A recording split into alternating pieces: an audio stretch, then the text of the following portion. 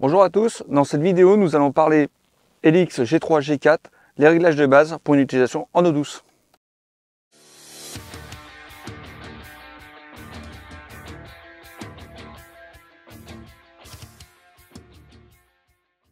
Donc l'utilisation des boutons sur la gamme Helix. Le plus et le moins, c'est la sensibilité. Donc ça c'est le meilleur ami du pêcheur. Sur les vues cartes, c'est le zoom des zooms. Ensuite nous avons le bouton View qui permet de faire défiler toutes les vues de l'appareil. Et si on reste appuyé, ça ouvre un encart.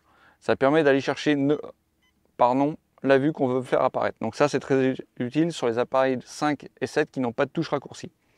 Ensuite nous avons le curseur qui permet de se promener à aller marquer un waypoint ou mettre un waypoint pour créer une route sur la vue carte. Le bouton d'exit permet de sortir des menus ou de revenir en arrière. Le bouton menu une fois, c'est le menu de la page qui est derrière. Le deuxième fois menu, c'est le menu général de l'appareil. Ici, nous avons la petite touche valider, ça permet de changer les fréquences.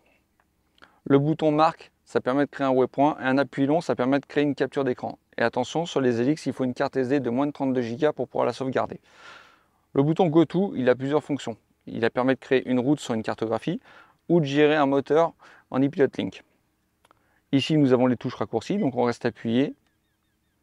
Quand ça sonne, la vue qui est derrière est enregistrée. Ici, nous avons le bouton Power, donc un appui court dessus permet d'ouvrir un encart. Ça nous donne un accès encore au moteur électrique quand il est raccordé en Link. L'onglet Sonar, donc c'est interdit de faire fonctionner une sonde hors de l'eau, donc on peut le couper ici, ou le réactiver quand on a besoin. Le rétroéclairage, ça permet aussi d'économiser de la batterie. Et ici, on est au casse-croûte, passer en mode attente, ça permet de désactiver le rétroéclairage, on économise de la batterie, mais le sondeur et le GPS sont toujours actifs. Pour les appareils déjà en fonctionnement, je vous invite à faire un valeur par défaut. Voici comment procéder. Donc 2 fois menu, configuration, on descend, valeur par défaut. Avec le curseur, flèche de droite, on confirme. Maintenant que l'appareil a fait son valeur par défaut ou un appareil neuf, maintenant je vais vous indiquer les quelques réglages à faire. Donc les premiers réglages, 2 fois menu, le mode utilisateur qui est en mode pêche à la ligne, il faut le passer en mode personnalisé. Ça permet de déverrouiller tous les menus de l'appareil. Ensuite, nous allons régler l'heure locale. Donc en France, on est en UTC+1. L'heure d'été, on le passe sur actif, suivant la saison. Le format de l'heure, on le passe à 24. Le format de la date, jour, mois, année. Et chose importante, nous allons aller dans le mode configuration du Chirp. Nous allons pouvoir régler notre plage de fréquence, principalement le 2D et le SI. Donc nous allons dans l'onglet 2D. Nous allons travailler sur la plage 140-240 de façon à avoir le cône le plus ouvert à 25 et à 42 degrés sur la même vue. Ensuite, nous redescendons spectre de fréquence Chirp. On va aller chercher les 2 plages en bas, on va l'ouvrir à fond, donc le 1000-1300. Ça va nous apporter du détail et du grain à l'image.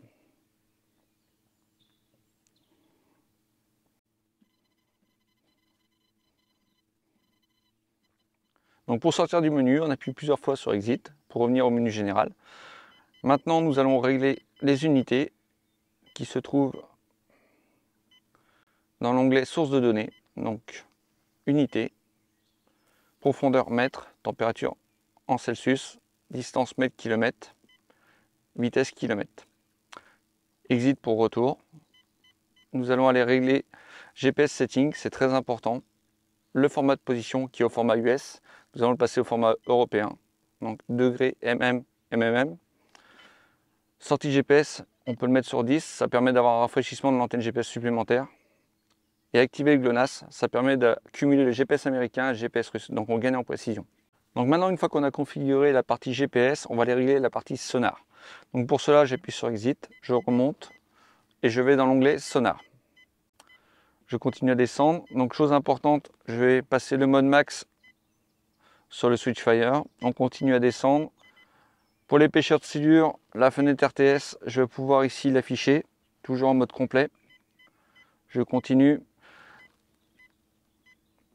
Hop, le type d'eau, donc toujours en eau douce. Chose très importante, la sélection de sonde, on n'y touche jamais. La sonde, elle est livrée avec l'appareil, donc l'appareil est calibré pour cette sonde. Et petite astuce, dans l'onglet Sonar, on va aller chercher envoi de ping du SI en arrière-plan, on va le mettre sur actif. Ça permet d'avoir le side qui continue à défiler malgré qu'on change de vue, qu'on soit sur le DI ou le 2D. Maintenant, les réglages généraux de l'appareil sont finis. Vous n'avez plus besoin d'aller dans ce menu. Appuyez 2 fois sur Exit. Pour le 2D, une fois menu, palette de couleurs numéro 6 et la touche validée pour aller chercher le 140-240. Pour ce qui est du DI, en petite astuce, donc une fois menu toujours, on va chercher la palette de couleurs, la numéro 11. Ce qui va nous permettre de mettre un espèce de calque comme le 2D sur la vue DI. Ça nous rajoute du rouge et du contraste. Et dernière petite chose à régler sur le side, la portée. Donc là on est toujours sur la vue down, on appuie sur Exit pour sortir du menu, une fois sur View pour passer sur la vue side.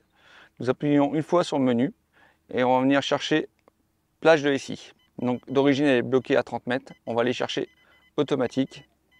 Et là l'appareil va gérer tranquillement la portée tout seul. Bien évidemment tous ces réglages doivent être faits à bord du bateau et sur l'eau, pas en extérieur ou sous un abri pour que le GPS puisse se caler. Et sur l'eau pour pouvoir régler la sonde. Je vous donne rendez-vous sur la page Navicom Media pour avoir plus d'informations pour l'utilisation du 2D DI et du SI. Et moi je vous dis à très bientôt dans une prochaine vidéo.